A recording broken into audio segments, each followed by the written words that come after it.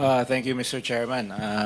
Very short lang, I just like to express my support to the committee dahil napaka-importante po ang layunin ng ating hearing ngayon dahil kailangan natin malaman kung ano nangyari, kung anong dapat gawin para ma-maximize yung budget sa flood control.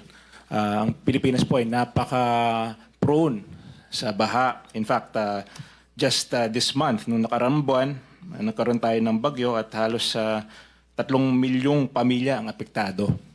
So, base po sa karanasan ko bilang Secretary ng Public Works, napaka-importante po ang master planning sa flood control. Kasi pwede mong ayusin isang section at bibilis yung daloy ng tubig, pero pagdating sa ibang section na walang flood control, maiipon yung tubig, mas lalala yung baha sa ibang areas. So, napaka-importante po na magkaroon tayo at suportahan natin ang mga master plan flood control projects. And there are master planned.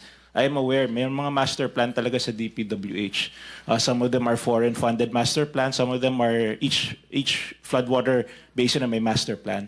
So, importante po, para sa akin, yung pondo ng taong bayan ay dapat nakatutok sa mga master plan projects ng DPWH. And of course, on the issue of yung mga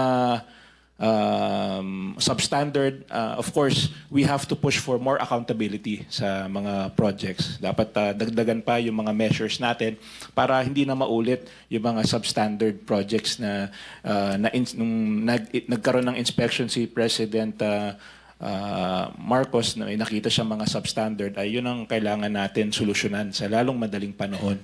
Dahil that's very unacceptable that we have substandard projects. So again, maraming salamat po, Mr. Chairman, and of course, I'd like to thank all those who are joining us today for this committee.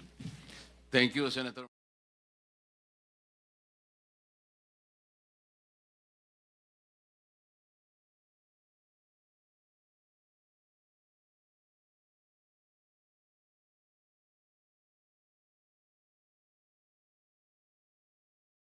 I am not a Filipino for nothing.